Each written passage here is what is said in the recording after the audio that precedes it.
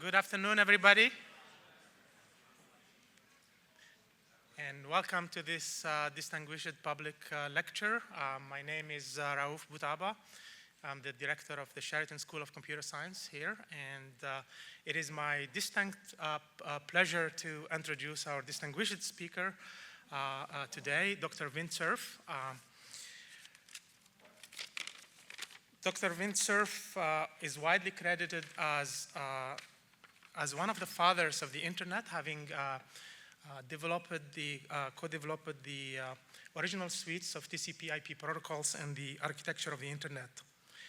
He received his bachelor's degree from Stanford University in 1965, and his master's and Ph.D. degrees from the University of California, Los Angeles in 1970 and 72, respectively. LA Fox here. For his contribution and ongoing work, he has received almost any conceivable recognition, and in order not to take too much time of the talk, I will only mention a few here. Dr. Cerf received the U.S. National Medal of Technology for founding and developing the internet, and the Presidential Medal of Freedom, which is the highest civilian honor of the United States. He received the Turing Award, recognized as the highest distinction in the field of computer science, and is often referred to as the Nobel Prize of Computing. He also received the Japan Prize, the Queen Elizabeth Prize for Engineering, the IEEE Medal of Honor, and many other prestigious awards. He contributes to global policy development and continued spread of the internet, and he currently works as Vice President and Chief Internet Evangelist at Google. Now, tomorrow, Dr. Cerf, during the Faculty of Mathematics convocation, will receive an honorary degree. And this, according to my notes, will be his 30th honorary degree, except that during lunch he mentioned that he received another one last month. So that will be his 31st from universities around the world. And today, Dr. Cerf will talk about the internet, past, present, and future. Please join me in welcoming him to the stage.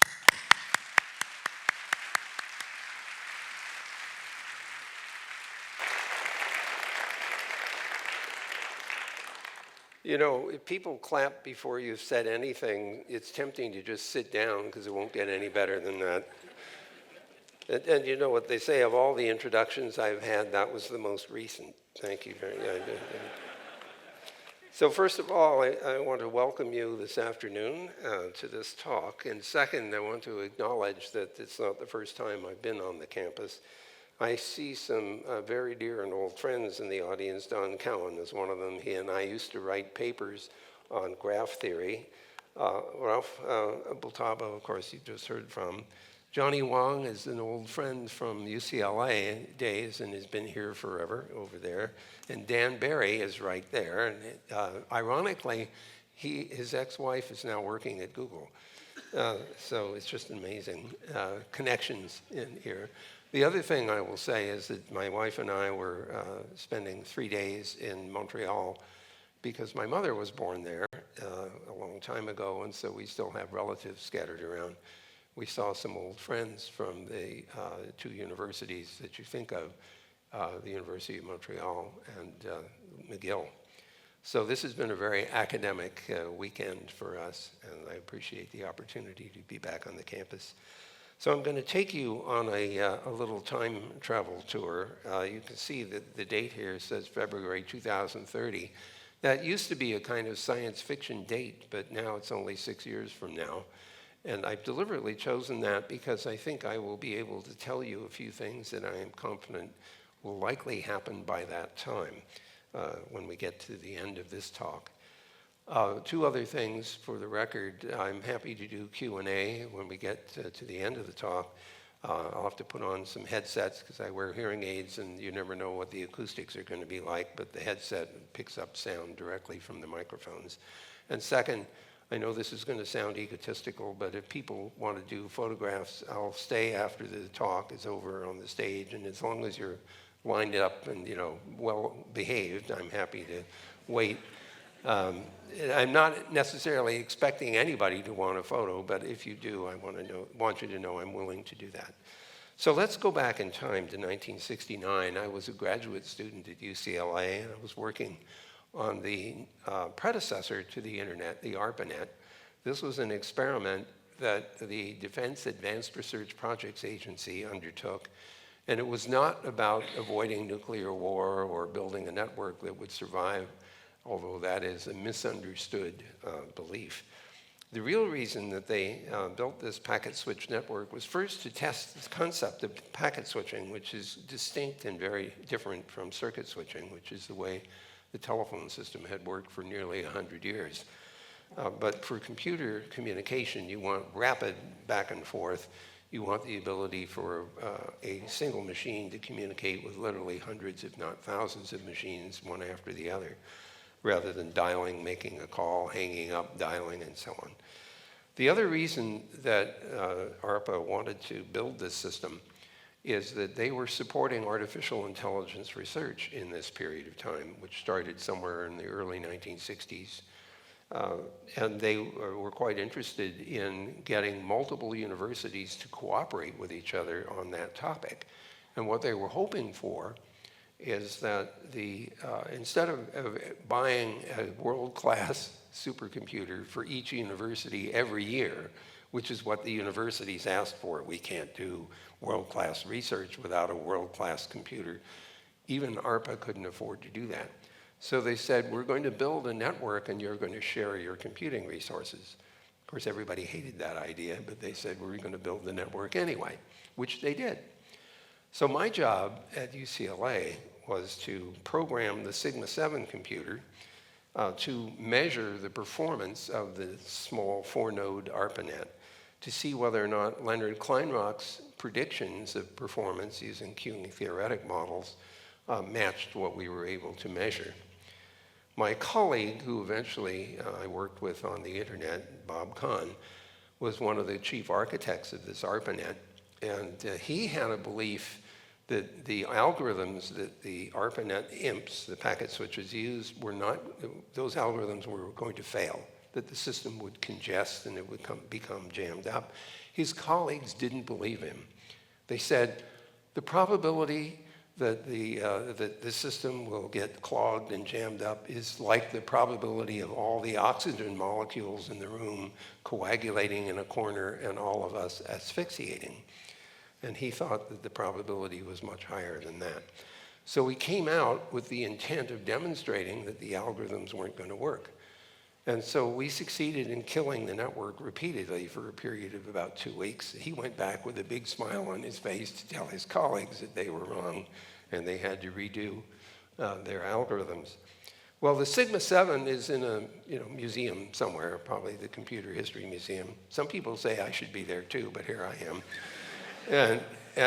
So this is the beginning of the successful exploration of packet switching.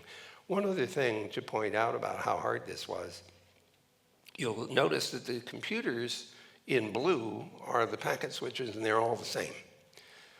The other computers in gray are all from different manufacturers.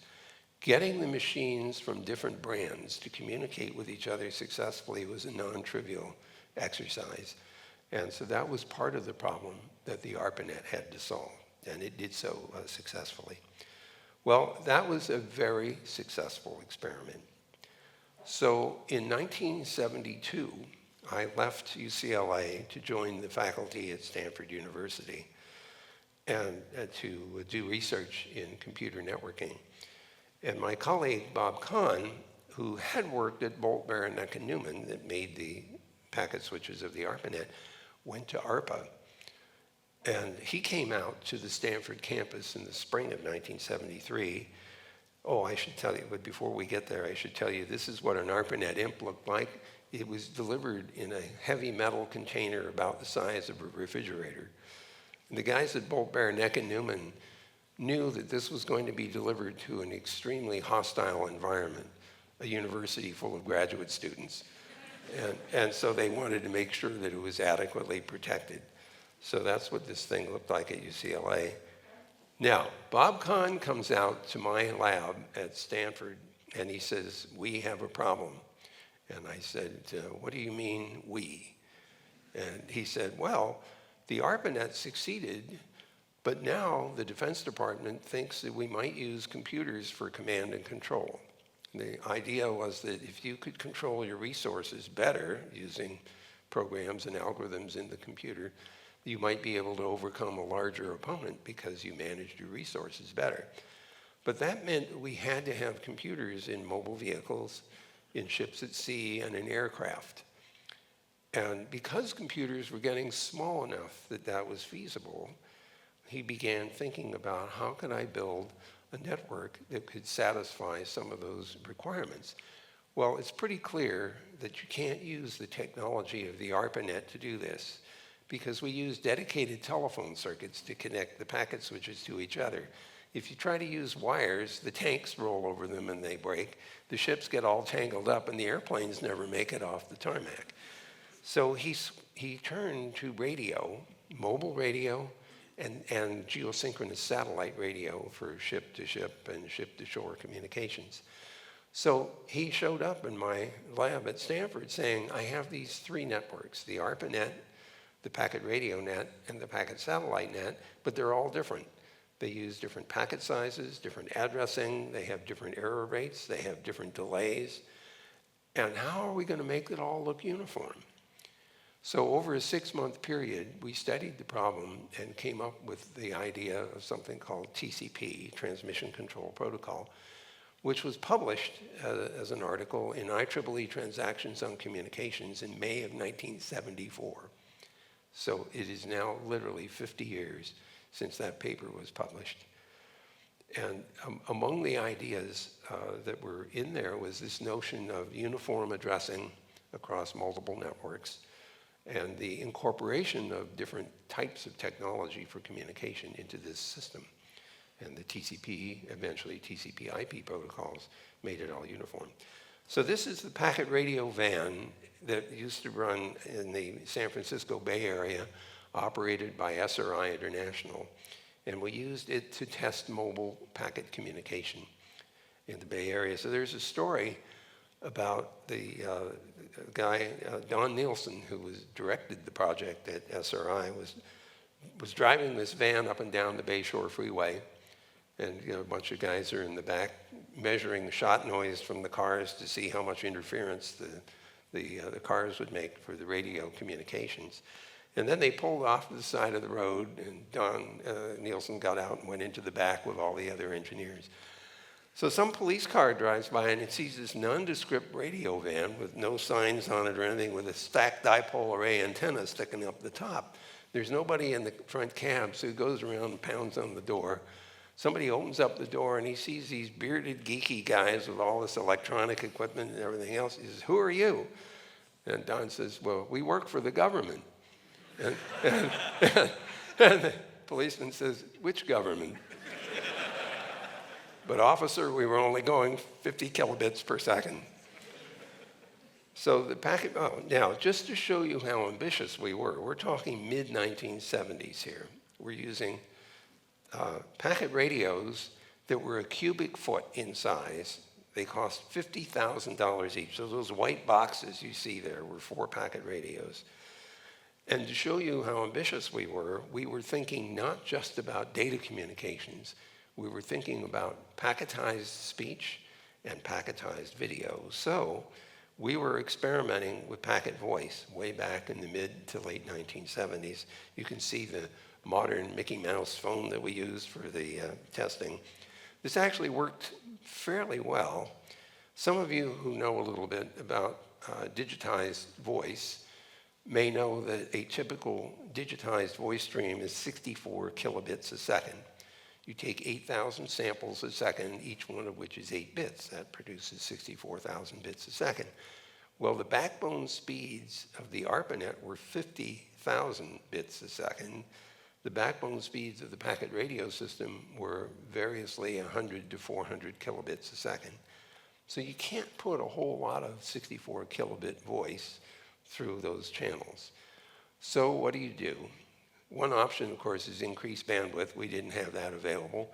So we said, how about building algorithms that compress the voice down to a lower data rate? And you can do that. An example, one of these is called linear predictive code with 10 parameters. One parameter is the formant frequency, think of it as pitch. And then the other 9 parameters are like a stack of cylinders that model a voice, and the cylinders change their diameter as the voice is speaking. So you use that model to transform the 64 kilobit voice to an 1800 bit per second stream. And then you invert that on the other receiving end, and it produces sound.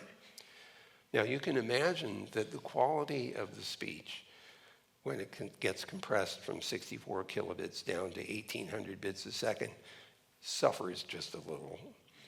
And so the result is that anyone speaking through this packet voice system sounded like a drunken Norwegian.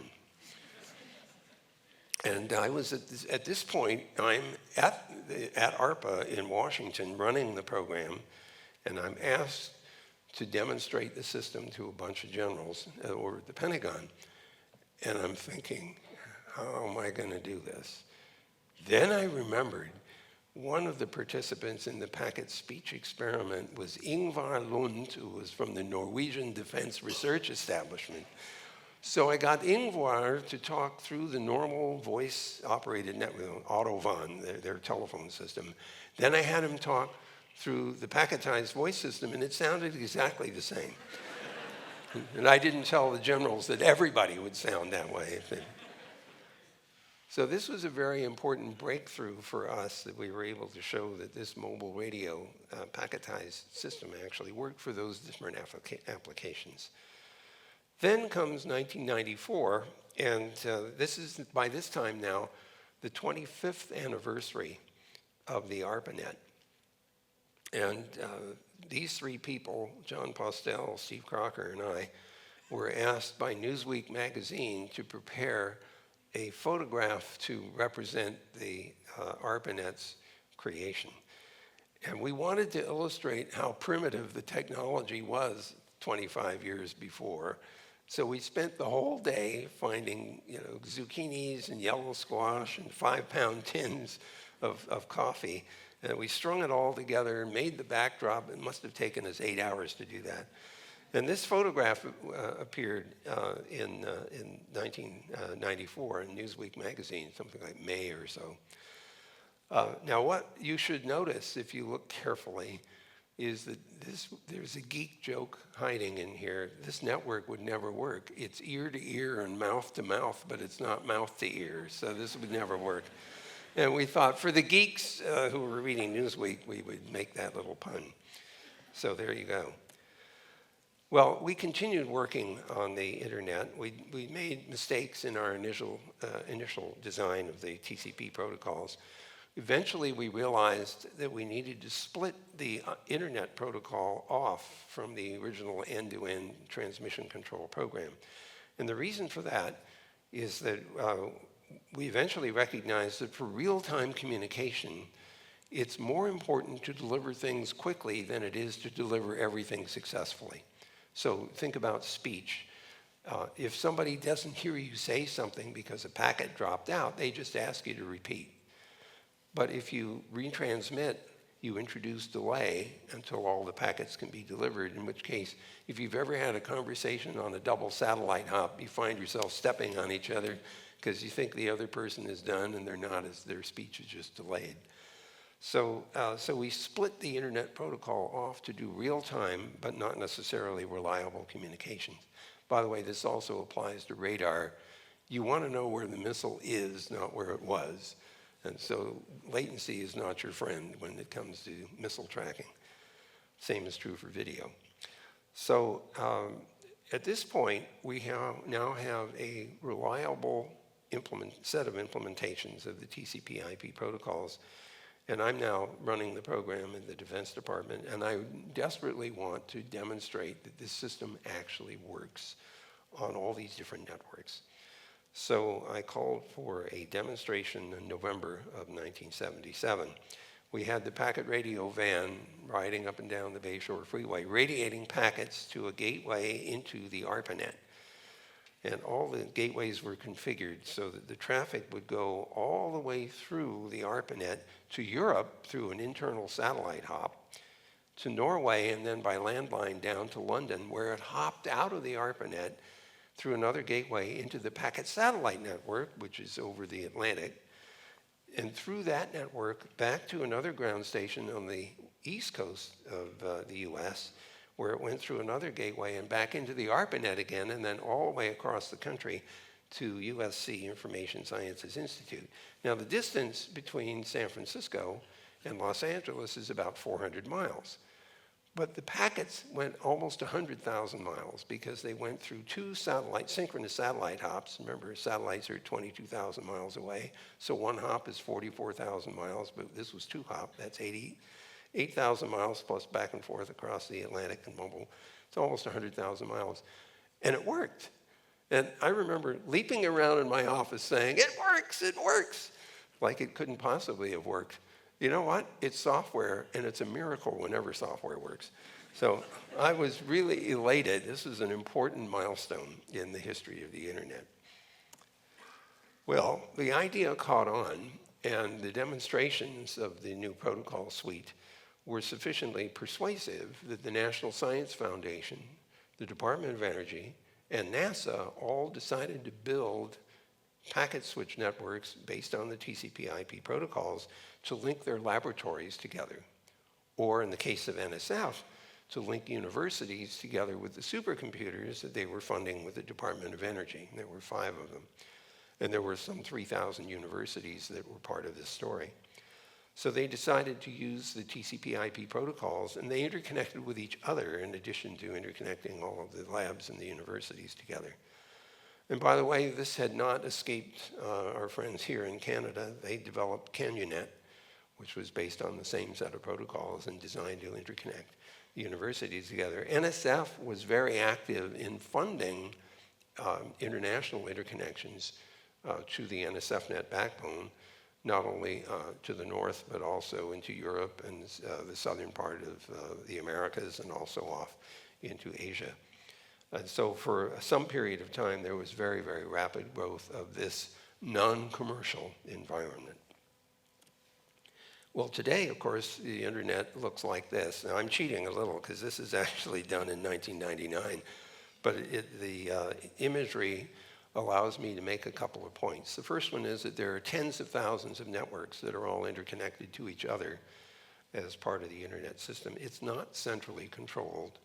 Each one of the networks that operates chooses its own hardware, chooses its own software, decides who to connect to and on what terms and conditions. They have different business models. Some are for-profit, some are not for-profit, some are commercially operated, some are government operated. And the point here is that there is no central control. It's a highly distributed system. There is one point of coordination. It's not control, but it's coordination. And today, it's called the Internet Corporation for Assigned Names and Numbers. That organization assigns internet protocol addresses, numerical addresses, to people who need them to communicate on the internet. Those are handed out in bulk to what are called regional internet registries, and those registries hand them off to the internet service provider. So that's the IP address space. And then there is the domain name system, which I'm sure you're all familiar with. That system also is designed to assign uniquely a domain name to a particular party, so we don't end up with 2 parties with the same domain name. And so they do that coordination, but it's not a control function, it's a coordination function. So the internet today connects about 5.3 billion people. We know the population of the world now is on the order of 8 billion, so there's still a lot of people that don't have direct access to the internet. So some of my work at Google is to get out there and push for policy that will create more investment in internet infrastructure in order to get more people connected, assuming they want to be. I wouldn't force anyone to be on the internet, but I don't like the idea that they can't get on because there isn't any access. So that's part of my philosophy. In fact, you know, my title is a little unusual at Google. I actually didn't ask for that title. When they said, Larry and Eric and Sergey said, what title do you want? I said, Archduke. And they went away. And they came back and they said, you know, the previous Archduke was Ferdinand. And he was assassinated in 1914. And it started World War I. maybe that's a bad title. Why don't you be our Chief Internet Evangelist? And I said, okay, I could do that. So that's how I ended up with my title. Now, I'm not going to go through this chart at all, but the thing I want to impress you with is that the lower part of this chart, the yellow stuff, that's all the technical stuff. That's how you get the packets to flow and how do you get the software to collaborate and everything else. The rest of this chart works its way up through policy issues and financial and economic issues. And the internet, and at the top is governance of the internet. Now, the United Nations got interested in the internet around 2003. Now remember, the internet's been running since 1983, so 20 years into the operation of the internet, and about, let's see, 11 plus 3, about 14 years into the commercialization of the internet. The first commercial services come in 1989. So 11 years plus, whatever, 14 years later, the United Nations starts to get interested in the internet. And so they have, well, actually, to be honest about it, they convened something called the World Summit on the Information Society. And this was a national kind of assembly, so there were government representatives only. This didn't include academics and engineers and so on, private sector or civil society. It was just government representatives. And so the government representatives looked at each other and they said, what's an information society? And somebody says, well, it's kind of like the internet. And so the first question they had was, who's in charge of the internet? And of course, that's the question that any political representative would ask. And we told them, he says, nobody, it's a fully distributed system. And they didn't believe us. So then they start looking around. And they discover an organization called ICANN, which I just described for you. And they said, well, who's in charge of ICANN? And they discovered that I'm chairman of the board, so I must be in charge of the internet. And then they said, well, who's in charge of Vint? And the answer is, well, the National Telecommunications and Information Agency has a contract with ICANN to do the functions of domain name allocation and IP address allocation. So NTIA must be in charge of the internet. Who's in charge of NTIA? Well, it's the Department of Commerce. Well, who's in charge of the Department of Commerce? Well, the Secretary of Commerce. Well, who's in charge of the Secretary of Commerce? Well, it must be the President. So they decide that the President is in charge of the internet. That means the US is in charge of the internet, and they didn't like that. Well, after a couple of years of debate and discussion, they finally realized that there was a little more to this than met the eye. And they formed a group called the Working Group on Internet Governance, WGIG. And they were trying to figure out during this 2-year period how the internet should be governed. That they did not succeed in figuring that out. But their solution was to spin out something called the Internet Governance Forum that would discuss how the internet should be governed. It met for the first time in Athens in 2006. And it has been meeting for 18 years since that time, every year. This year it will be meeting in Riyadh, Saudi Arabia. Now, where do I factor into this? This was so far beyond my imaginable dreams. The UN Secretary General ended up appointing me the chairman of the board of the leadership panel of the Internet Governance Forum. So now I'm back on the hot spot, and I'll be back in Riyadh. The point I want to make here is that the internet has become an enormously complex entity that has tremendous impact on everybody's lives. Anyone who carries a mobile knows how dependent we have become on the applications that the internet supports. And of course, I'm very nervous about mobiles because they don't always work. And if you're really heavily dependent on everything they do, when they don't work, there are cascade failures all over the place. So it's no surprise that this has become such an important issue, this governance of this system that we depend on so heavily. So here are a few takeaways from at least this part of my talk. One of them is that we created entities to help with the management and operation of the internet only when it became apparent we needed to do that. So we created an internet architecture board that oversaw the basic architectural evolution of the system. It still exists today. We created the Internet Engineering Task Force for standards making and the Internet Research Task Force to explore ideas that weren't quite ready for standardization. We created the Internet Corporation for Assigned Names and Numbers. We created the Internet Society to support the Internet Engineering Task Force and the Secretariat. So these things, we created regional internet registries when it was clear that they were needed. So there's a proliferation of institutions in the internet ecosystem that have been created at need, but they weren't created ab initio. They were created when it was apparent that they were required. So they are very diverse entities. Some of them are highly distributed, some are very concentrated. They are all very different. They have different incentives. Some are there just to help. Some are there because they would like to make money on the internet. My company is one of them. But there are other internet service providers and so on that have a variety of incentives to be part of this complex internet picture. And there are lots of different functions that have to be dealt with. And when you talk about policy, sometimes it's useful to think about the internet as a layered architecture. The low-level stuff is optical fiber networks and radio and so on. Then you get up to the next level, and you've got packet switch networks that are routing the traffic around. Then you get up to the level where you're starting to look at applications. The application space is probably the one with the most visibility these days. It's what you and I experience all the time. And it's because that's our primary experience with the internet.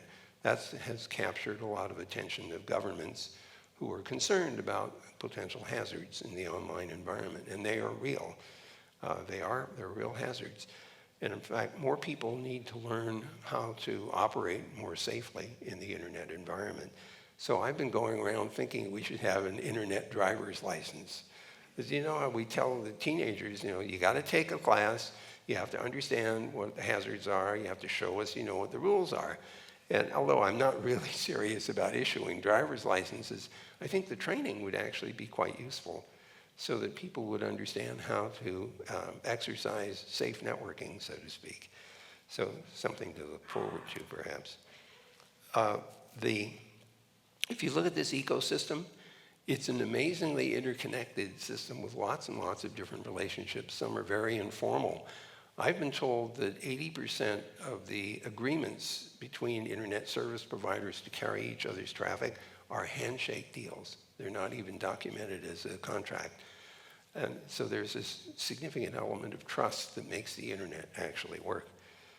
And of course, the internet was designed not to know that the packets were crossing internet boundaries or international boundaries. This was very deliberately designed that way. And the consequence of that is that when there are problems, they are often multi-jurisdictional. They cross international boundaries. So in order to deal with some of the hazards and problems, we have to get cooperation from countries in order to track down parties who should be held accountable for their bad behavior. So this is an important issue. And the other side of that coin, of course, is when countries pass laws, and because the internet runs, if they pass laws about the internet, but the internet runs in this global way, sometimes their laws have the impact of extraterritorial effect, which is not necessarily always a good thing. So helping the legislators understand that has been an interesting challenge. Most of the systems have very loose couplings, just like the handshake deals for the ISPs. But this thing has been running since 1983. And here it is, 2024, and we are very much dependent on its working successfully every day, even though sometimes it gets shut down, for example, in the middle of elections. So we have a big challenge here to make this all work successfully on a global scale. So I'm going to shift gears now. I want to, this is to try to explain why this thing said February 2030. In 1998, some of you may remember that the Pathfinder robot landed successfully on Mars in 1997.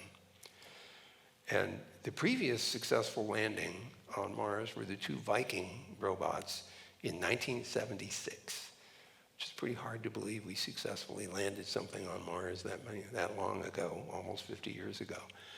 And then for the next 20 years, nothing worked. We'd missed the planet, it crashed, it burned up in the atmosphere. So when this little Pathfinder landed successfully, I was so excited that I took the next plane out to the Jet Propulsion Lab to talk to the communications people who were supporting Pathfinder. Do you remember how that thing was landed? It was in a bouncing balloon. And I was just imagining myself being the program manager for this and having the engineers come into my office and say, "Hi, we're going to deliver your $6 million robot in a bouncing balloon." I would have thrown them out of the office.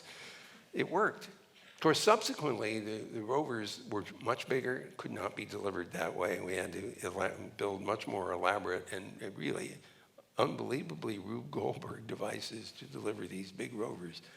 But anyway, that's what got me out to the Jet Propulsion Lab. And when we started talking, we were asking ourselves in 1998, what should we be doing in 1998 that we are going to need 25 years later, which, by the way, is about now. And so we concluded that we should be thinking seriously about designing and building an interplanetary internet that would connect all the planets together and the moons and the asteroids of any reasonable size.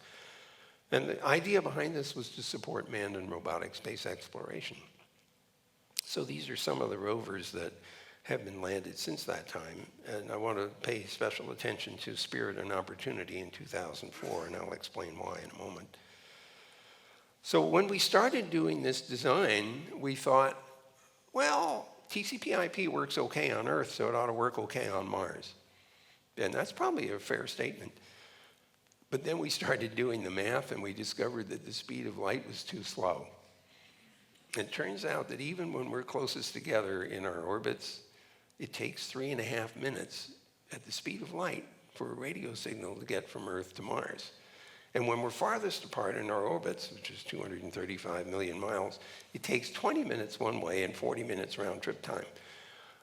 You don't have to know a whole lot about TCP/IP to understand why this might be a problem. The flow control in TCP/IP is very simple. The receiving guy, when he's starting to run out of room, says, "I don't have any room left." Now, if it doesn't take very long for that message to get to the sender can stop sending. But if it takes 20 minutes for the sender to hear that, they're going to be transmitting for 20 minutes at high rates of speed, and the packets don't have anywhere to go. They land on the floor, and the dog eats them or something. So the whole point here is that that flow control scheme doesn't work very well. Oh, there's another problem. The planets are rotating, and we don't know how to stop that. So if there's something on the surface, and the planet's rotating, you have to wait till it comes back around again. Same problem with satellites. So we have a variably delayed and disrupted environment, and we said, okay, TCP wasn't designed for that.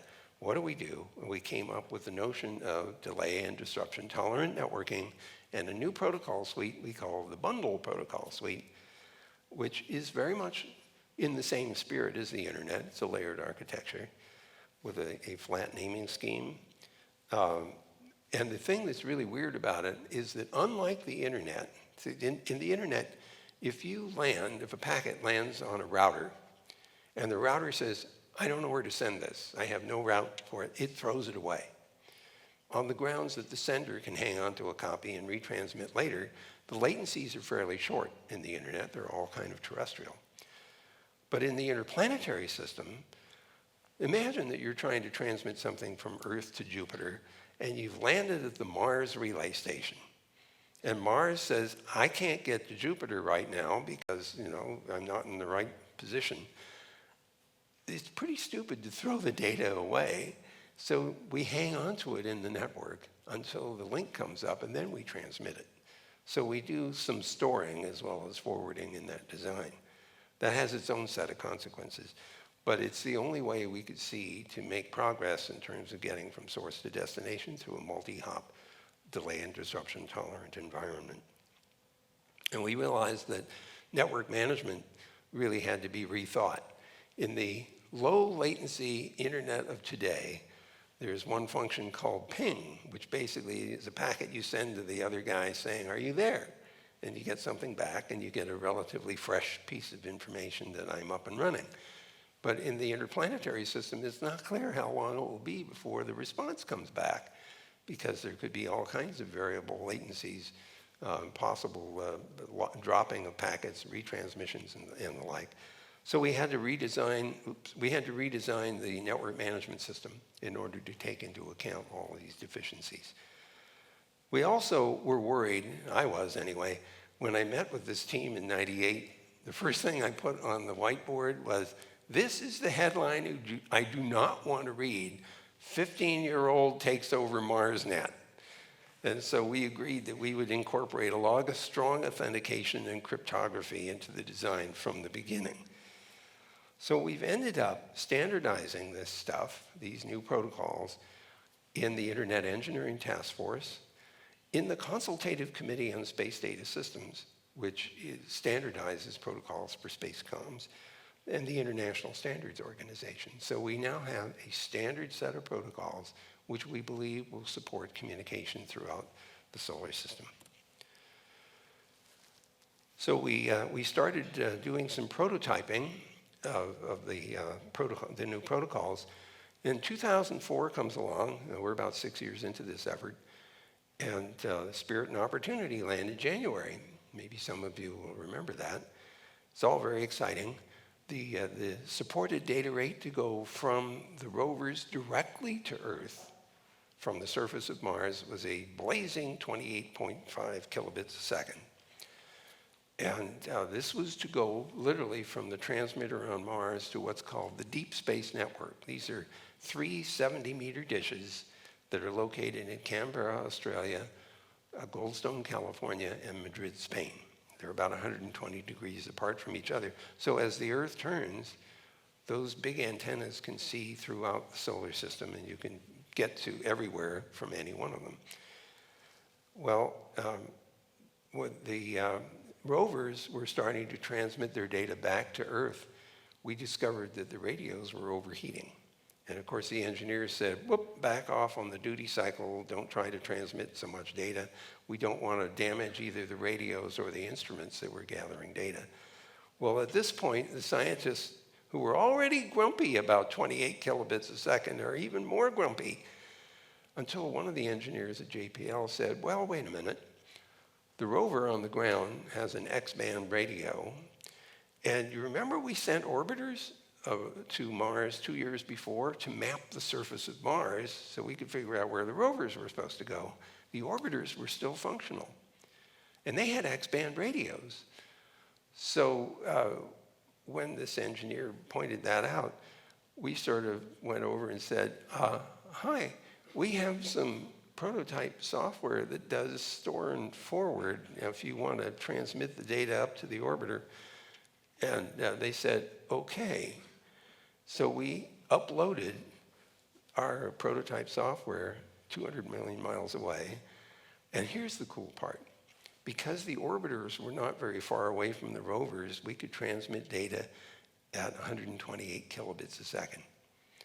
And because the orbiter was outside of the very thin atmosphere of Mars, had bigger antennas and more power, it could transmit to the deep space net at 128 kilobits a second. So our store and forward prototype software got 4 times more data for the scientists than they would have gotten from the original design. And that's been running for every single rover that we've delivered to Mars in the interim, all the way up until today. So that was pretty exciting. And since that time, we've done all kinds of tests and experiments to evolve the protocols. I won't go through all the details here, but the idea is that we've had an opportunity to test these things repeatedly in a variety of different circumstances. We've even been able to show, I think I may have a slide on that, maybe not. This is just to tell you that all of these various rovers have been using the prototype software since 2004.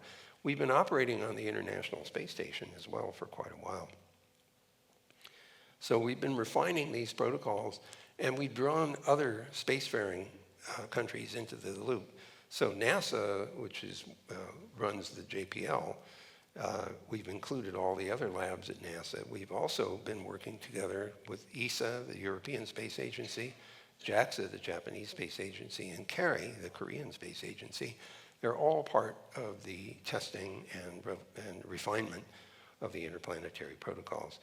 We even started an interplanetary network special interest group of the Internet Society, so we're the interplanetary chapter. Right now we only have members on Earth, but eventually we'll probably have them. I'm a little worried about the Martians. I'm not quite sure how they're going to react to all this, but that's into the future. We've done a number of implementations for missions both to the moon, and we're hoping in the 2030s that this protocol will be used for missions to Mars. We've tested these things in low Earth orbiting satellite as well, and we've tested them at high speed. It was originally designed for high latency environments, but we've also been able to test them from the International Space Station in real time. So we had a little rover in Germany, and it was being steered by one of the astronauts using our bundle protocol suite. So we were able to show that it worked at low latency and high speed. We did an optical test between Earth and an orbiter around the moon at 620 megabits a second using an optical transceiver system. So these things are all going to be part of the Artemis return to the moon mission, and that's collaborative with the other space agencies as well. So we're really excited about the fact that we're getting to use these protocols in real use. So in the 2030s, this is just a notional picture, but in the 2030s, a lot of these assets will have been deployed in order to support manned and robotic space exploration. Now, there's something really interesting that you might want to think about. Some of you maybe know about the Artemis return to the moon missions.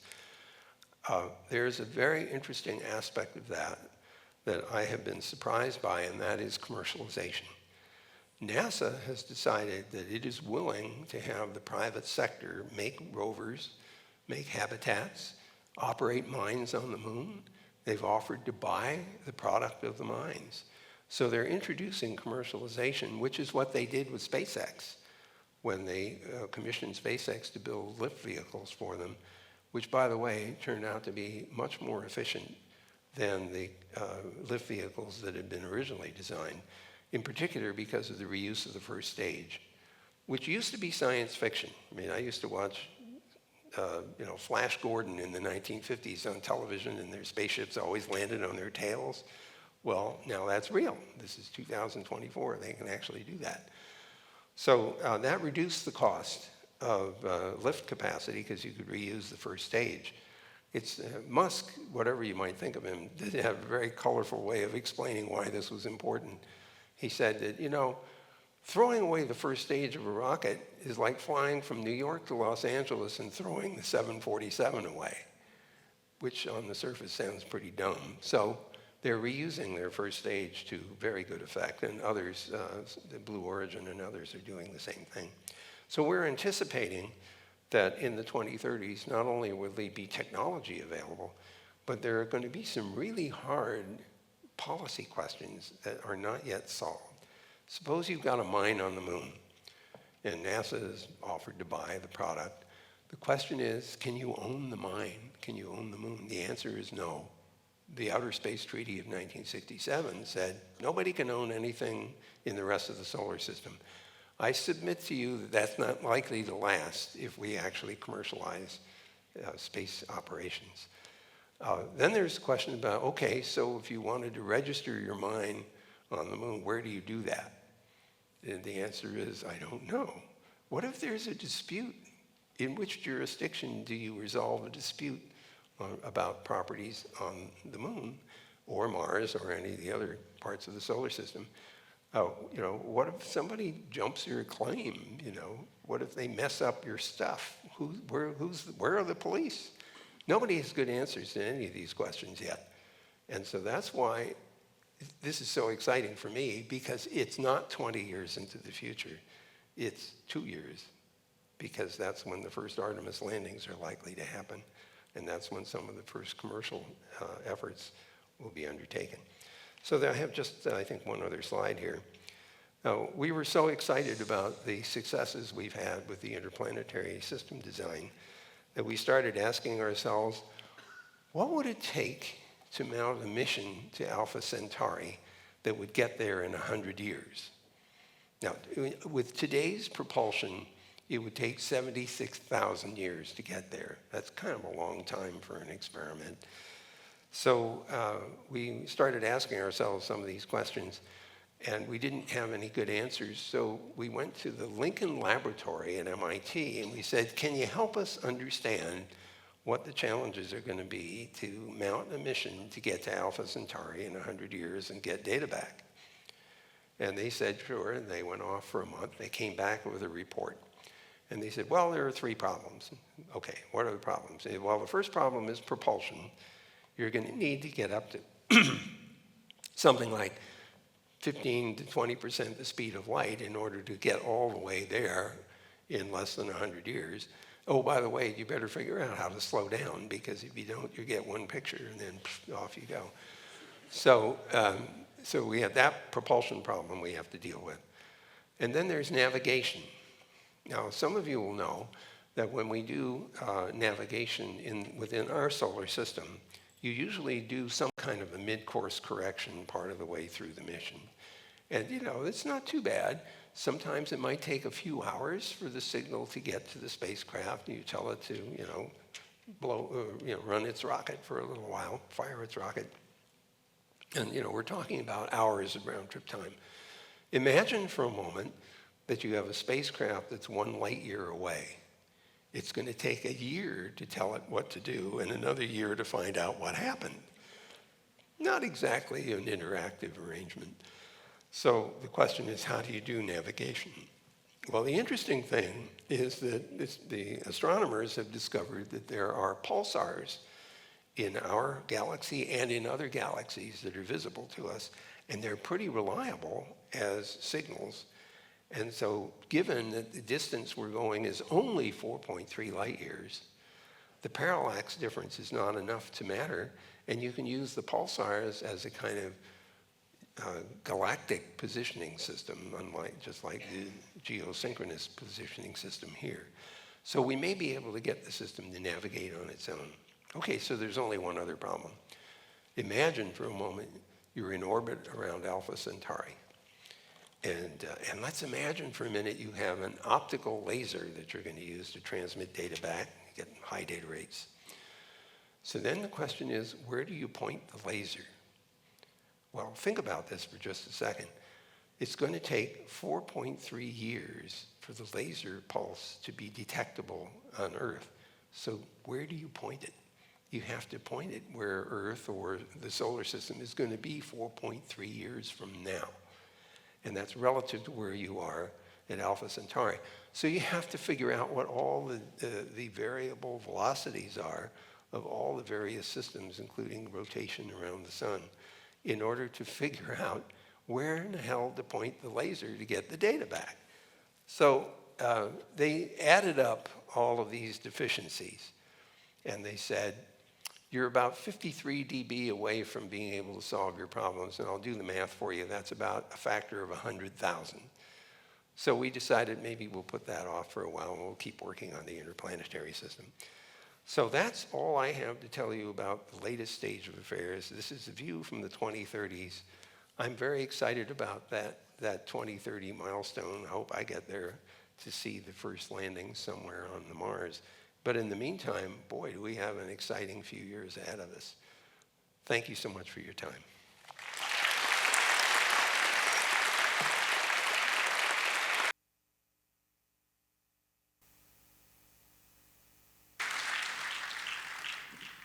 So now we're going to do Q&A if anybody has any questions, but before we do that, I have to set up so I can actually hear everybody. So it'll take just a moment.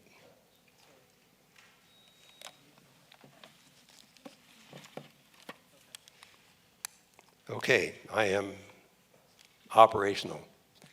Raise your hand and stand up and speak.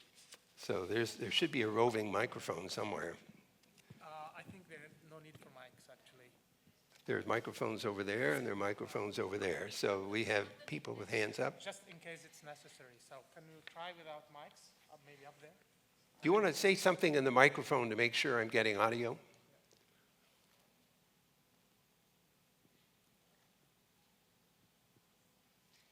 Hi.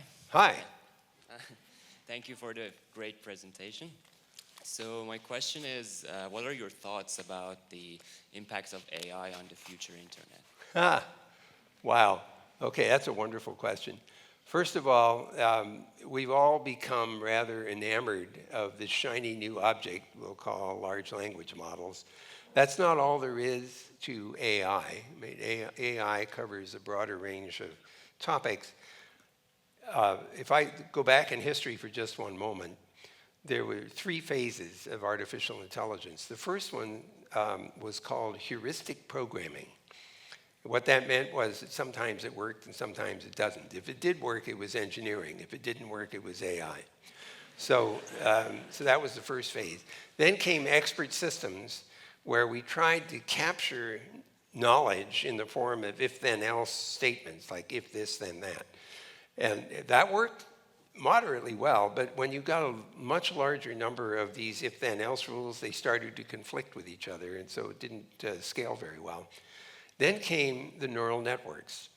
The first attempts at neural networks came in 1964, and it was a single layer system called a perceptron, and it actually didn't do very much. And so Minsky and Papert at MIT wrote a book called Perceptrons, and the subtitle was something like They Don't Work. It had killed artificial intelligence for almost a decade, except for a few people, some of whom have been recognized with the Turing Award, who persisted, and to finally get to the point where we could build very large-scale multi-layer neural networks. At this stage of the game, I think we have demonstrated the utility of machine learning. So 2 small examples from my company anyway. At one point, we, as you know, we run a lot of data centers, and they generate a lot of heat, and so we have to dissipate that somehow. And we typically run an air-cooled or sometimes water-cooled system where there are pumps and valves that have to be adjusted to take away the heat. And the way it used to work is that some poor engineer each week would look to see how the configuration had been set up to do the cooling and try to adjust it to reduce the amount of power required in order to cool the data center. Somebody got the idea that we should train a machine learning network to do that better, and we tried that and it worked. It saved 40% of the power required to cool the data center. So we thought that was a successful application. DeepMind is one of our subsidiaries, and they developed, remember AlphaGo, that beat Lee Sedol some years ago, 4 games out of 5. Well, their technology eventually evolved to AlphaFold, which was looking at how proteins fold up.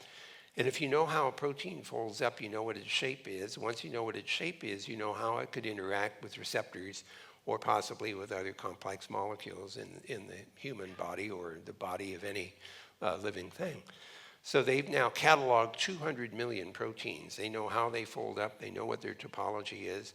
And that means that could be a resource for discovering molecules that could interfere with disease or could enhance some other bodily process. So we have very good examples of machine learning that are productive and useful. And then we have the large language models. And these have the interesting feature that in their generative mode, they're very creative. And so I was trying to understand this notion of hallucination, which apparently is a term of art among the artificial intelligence researchers. So I thought, well, let me try a little test. So I got a hold of a chatbot, I won't say which one, and I asked it to write an obituary for me. I know that sounds kind of sad, but the idea was that I figured that they would have ingested the obituary format because it's ingesting stuff on the internet, and there are lots of obituaries every day. And there's a little bit of stuff about me on the internet in Wikipedia, and so I figured that was a reasonable kind of test. And indeed, this bot produced a 700-word obituary for me, and it started out, "We're sorry to report Dr. Cerf passed away," and then it gave a date that I thought was way too soon. I didn't like that at all. And then it went on to get to my career, and it conflated stuff I did with stuff other people did. So I got credit for things I didn't do, and it gave credit to other people for stuff I did. And then it got to my family members, and it made up family members that, as far as I know, I don't have. And so I remember scratching my head trying to figure out, why did it do that? How does this happen? And I realized, this is my cartoon model, so don't take me as expert here, but this is how I try to understand this odd behavior. I think it's missing context when it's ingesting all this stuff. So, example, Don Cowan and I might have our bios on the same web page.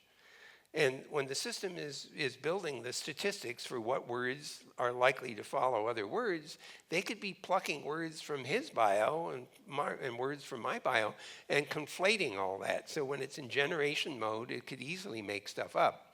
So even if it's trained on factual material, and of course we know that the internet is full of non-factual stuff too, it doesn't necessarily guarantee that it will produce factual output until we figure out how to solve this context problem. So like I say, that's my little cartoon model for trying to understand why this is a hard problem. I'm still fairly persuaded, based on what I'm seeing, that we may be able to figure out how to manage this process. So I've been thinking a little bit about doing a short video where I pretend to be Sigmund Freud. Well, what we have here is the artificial id and the artificial ego. And what we are missing yet is the artificial superego to control the uncontrollable impulses of the artificial id. And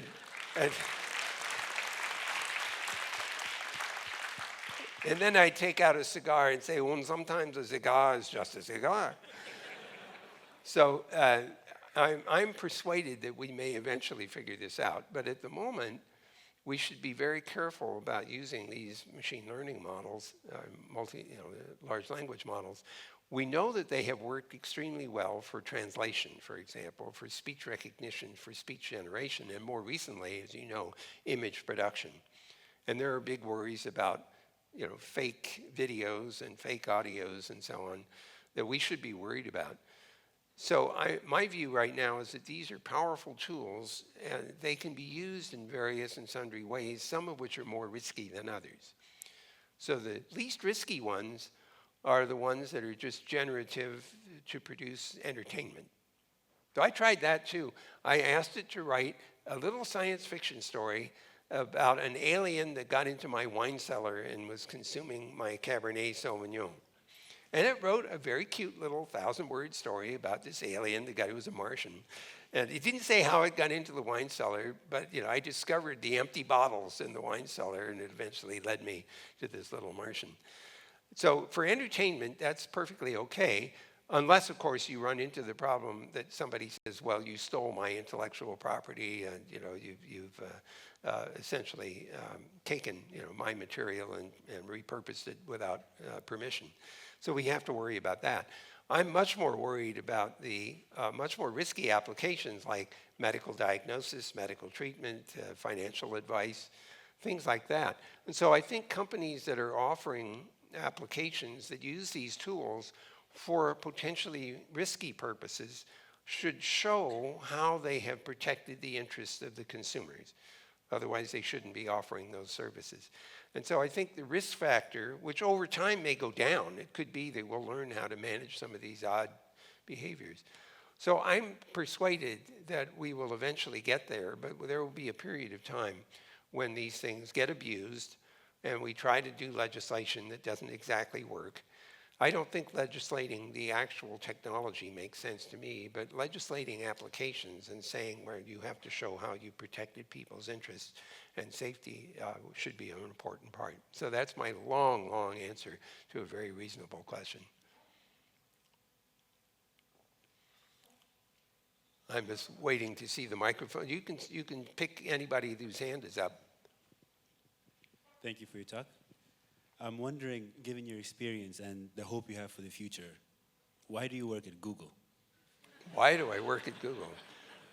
Well, I told you the story about how I joined Google in 2005. Actually, I didn't tell you all the story.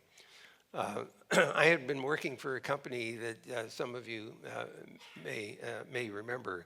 It was called WorldCom, which had acquired the company I had worked for called MCI. I was the senior VP of engineering at MCI. We were acquired by WorldCom in 1998.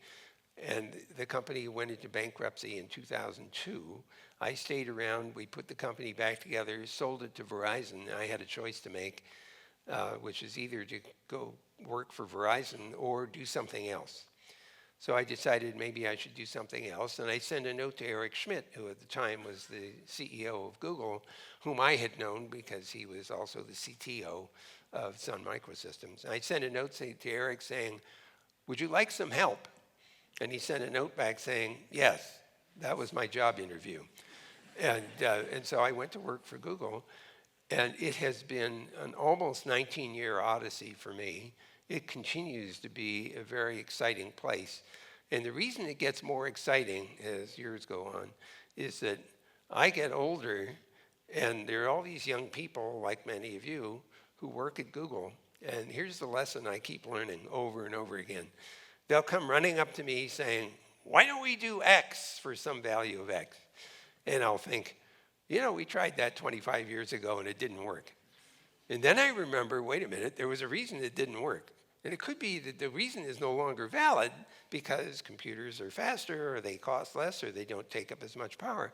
I have had to relearn X repeatedly in my time at Google. So it's been a steep learning curve, very refreshing for me. And it continues to be one of the most creative companies I've been involved with. So that's why I still work there. Also, the pay isn't bad.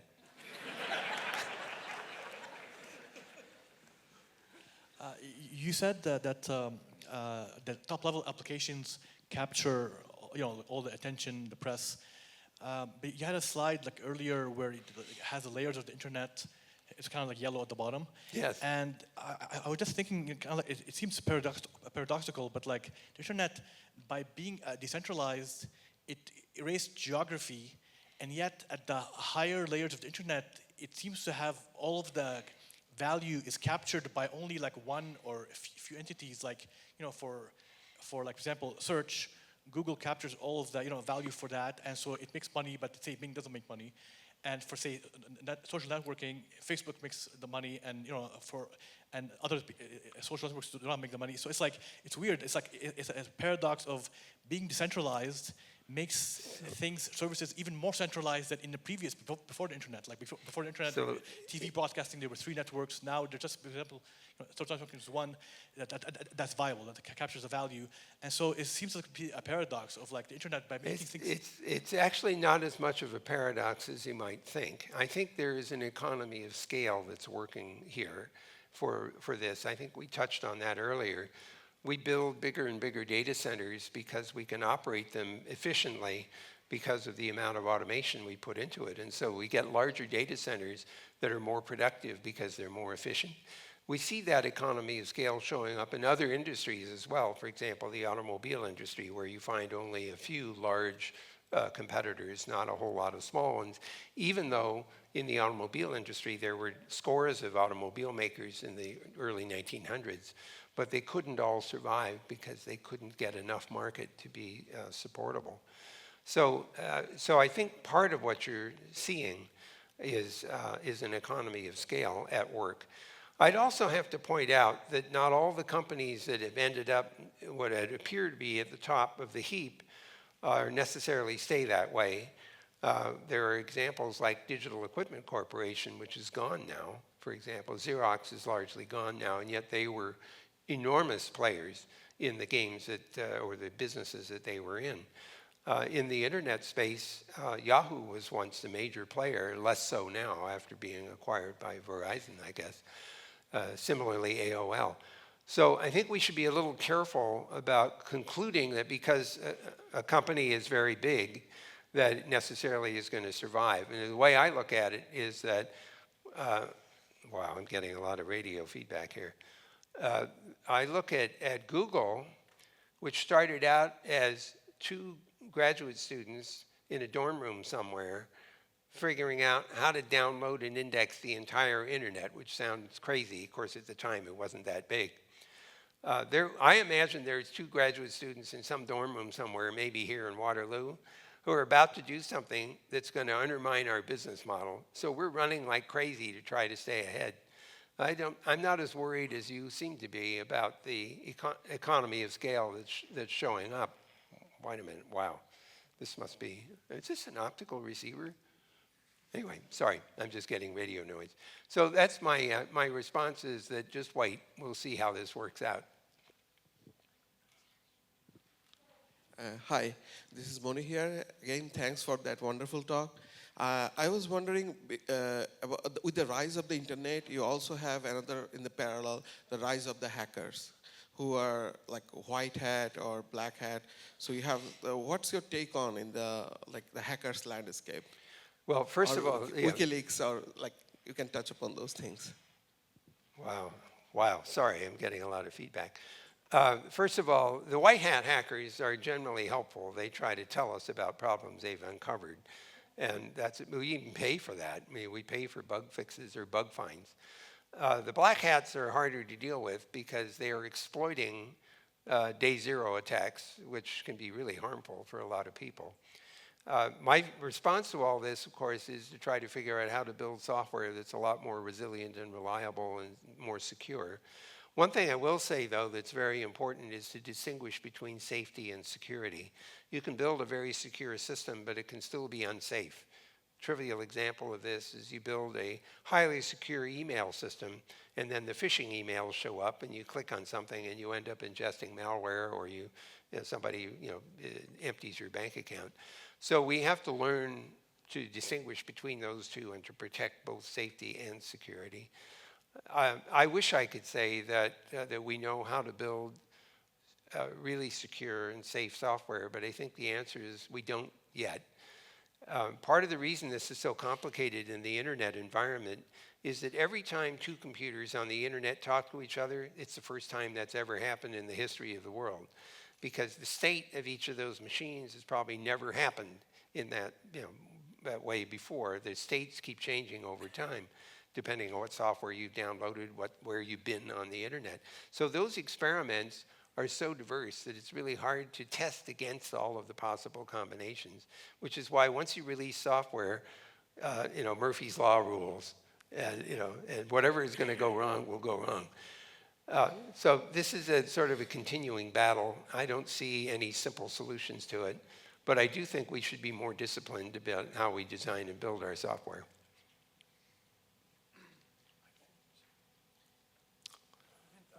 Oh, wait, here's one over here. Yeah, it's okay. I'm just sort of manipulating it to avoid the noise. I've got a hand over here. Go ahead. Thank you for your lecture. During lecture, you said that mobiles have their own set of problems, and we know that the problems that we face on personal level when we don't have access to internet. So I really wish to know what brings, can you please expand on that? What brings you to that notion? And if you can expand on the 3 billion people that don't have access to internet and the role of mobile communications, mobiles in it. Thank you. Sure.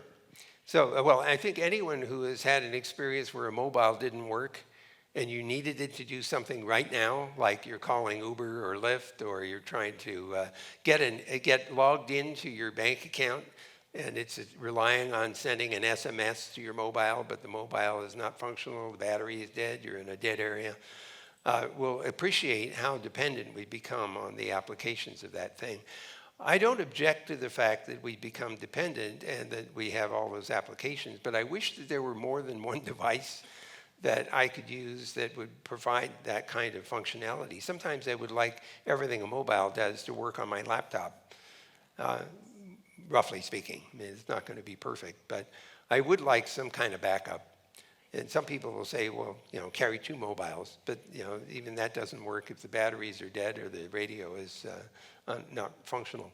So I'm not quite sure what the final solution is there, but it is to try to build more resilience into the system, to give you more backup for solving or your dependence. So I'd be always looking for what's called single points of failure. And hoping to eliminate them and replace them with some resilience. And that's what I really worry about more than anything is that the mobile has become so central, and yet it's not necessarily adequately reliable to justify our dependence on it. So I'd like to see some work on that.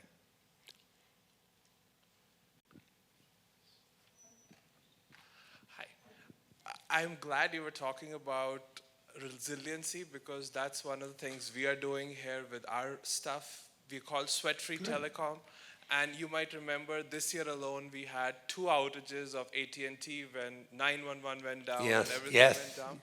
And we had similar experiences here in Canada about a year or so ago, where Rogers went down, which is our main carrier. Yeah, right, 911 right. went down, and some people sadly died as a result of that. Wow.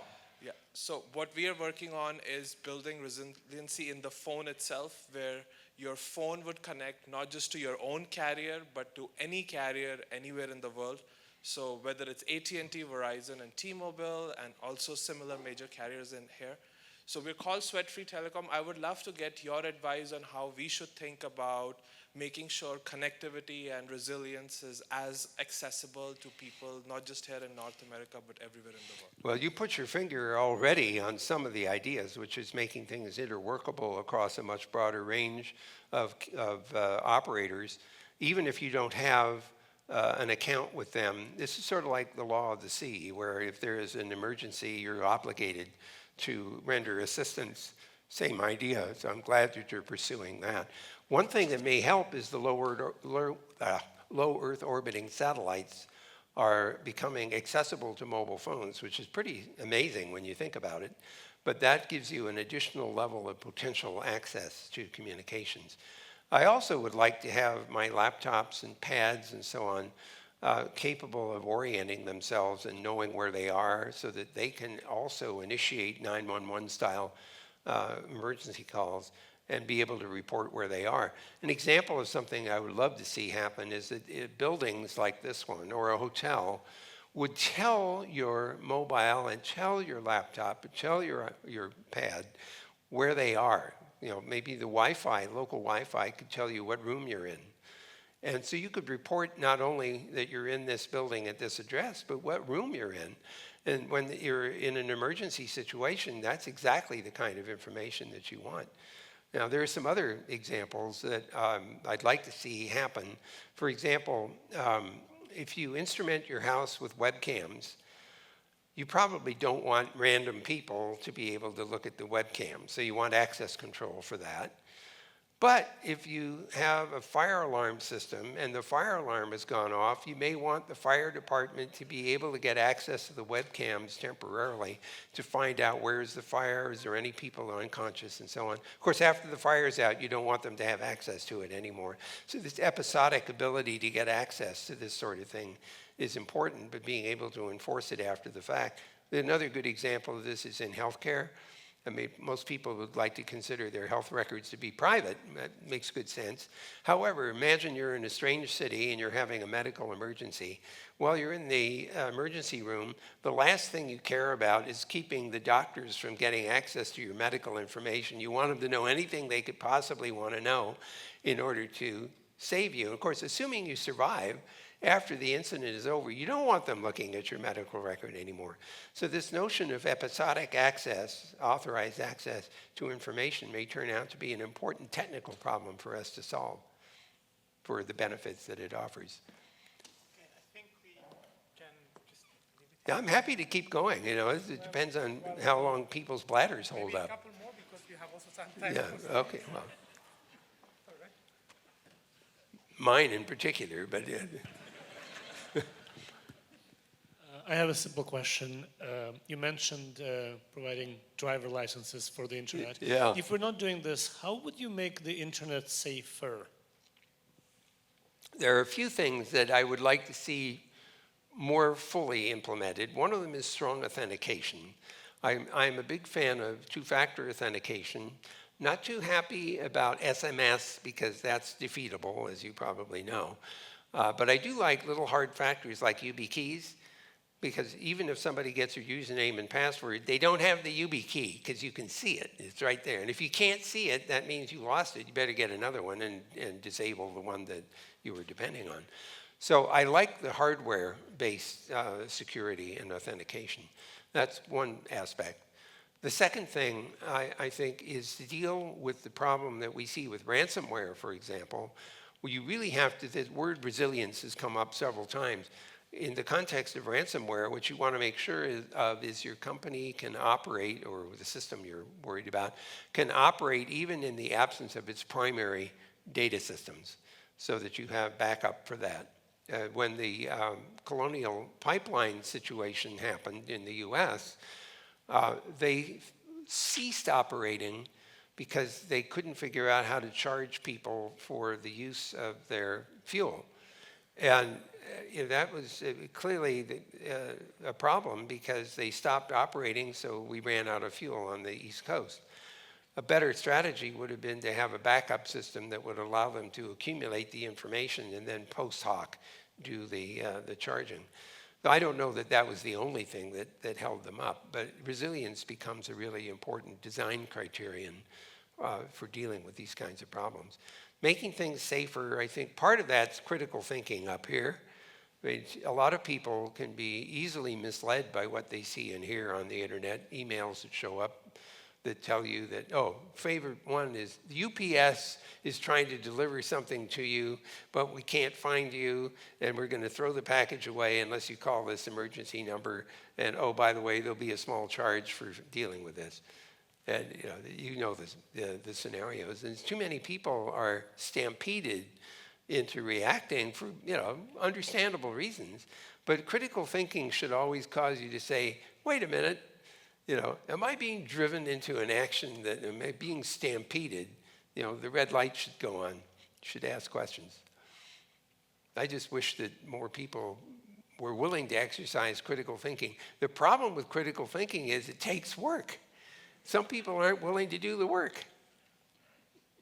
Okay, what else have we got? We got dozens of hands up.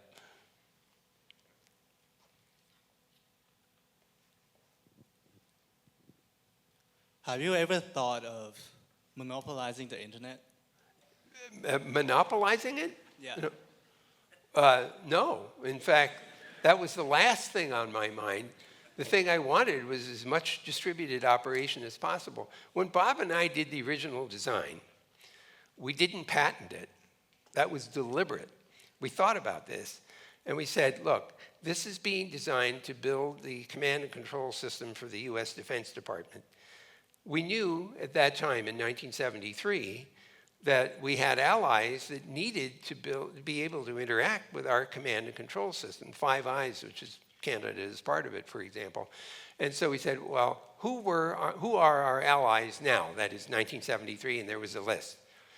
And then we said, who were our allies 25 years before? And the list was different. And then we wondered, who will our allies be 25 years from now? And we didn't know. So we said, how are we going to make sure that the allies have access to the technology so they can build compatible systems? And we decided the only way to do that was publish it freely with no constraints. That's why it was published in IEEE Transactions on Communications with no limitations. And it's still my belief that that was the right thing to do. I want people to be able to build pieces of internet, find somebody to connect to on whatever terms and conditions they can negotiate, and then become part of the system. And I still believe in that, even though there is an economy of scale effect, and you are seeing very large providers as well as smaller ones. But I have always wanted the ability of somebody to just build a piece of the internet and find somebody to connect to and keep it growing that way. Wow, 1, 2, 3, 4, 5. Oh my God, we could be here for most of the evening if we're not careful. I think we just leave it here for now. Maybe we should do a couple more. What do you Couple of think? things planned. So please join me in thanking Vinton. I'm sorry. We're going to just... Well, wait, look, let's do two more. Let's do two more. There's one. Got it. Hi there. So you mentioned the deep space network. Yeah. So my question was, who owns and operates the deep space network, and what your thoughts are on the future deep space network, if it will be government run, or what role do you see private sector in the deep space network? Right. And so we have designed the deep space system to be an analog of the terrestrial internet. I love that word, terrestrial internet. I mean, it's sort of cool because it sounds very science fiction-y. And the idea is that anyone should be able to build a piece of the deep space net and contribute to it. We want to have the technology there so that the spacefaring nations can allocate some or all of their deep space communication resources to be part of the internet, supporting each other. I mean, the thing that made the internet go was the fact that connecting to it improved the possibilities for both parties. You know, this is Metcalfe's law, which was that the value of the net grew wow, yeah, there we go. It grew as n squared, the number of parties. I don't believe that number, by the way. I think it's n log n. We have these little arguments back and forth about that. But the idea is that the more parties that are connected, the more valuable it becomes. And I think that's true for deep space as well. So I'm very excited about the fact that we're seriously considering commercialization of the communication services in addition to the national space initiatives. And I love the idea that the architecture will accommodate that. So from my point of view, it's just the internet all over again. The possibility of having everybody collaborate is so attractive. We have so much conflict in the world. Any opportunity to collaborate feels like a good thing. Okay, one more. Maybe the lady over there?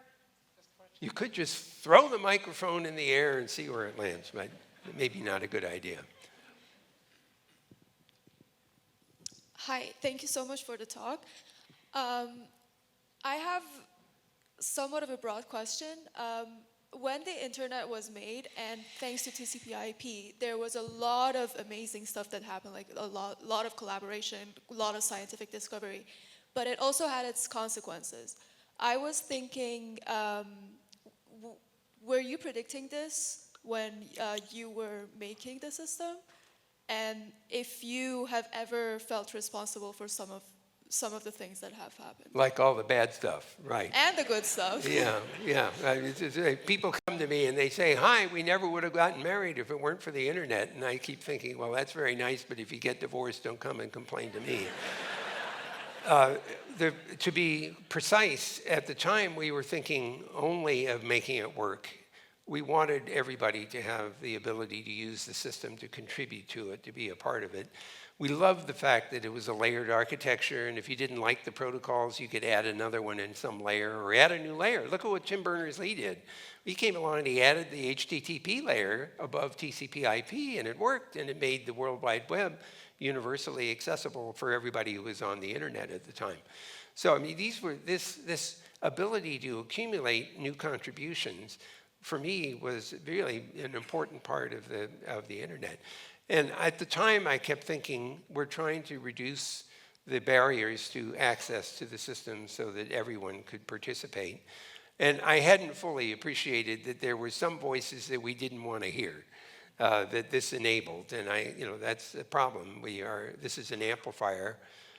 Figuring out how to deal with the amplification of voices we don't want to hear is still a big challenge. Personally, I don't think that that's a technology question. I don't even think it's a regulatory question. I actually think it's a societal question. I think we need new societal norms that guide our behavior in the online environment. Now, whether we can get there, I don't know. But I kind of wish that companies like Google and others had the benefit of sociologists and anthropologists to help us understand what the impact is of these technologies on the way our societies work. I think we still have some serious homework to do. But my colleagues and I were interviewed on CBS not too long ago, and the interviewer was trying really hard to get us to accept blame for the bad stuff that happens in the net, and all three of us said, we're not taking that rap. We provided an incredibly inventive and creative new environment for people. What they decide to do with it is their decision, not ours. And so I accept the point that there are bad things that happen, and I would like to rid us of them, but I refuse to take responsibility for other people's decisions to abuse the system. So there. Okay.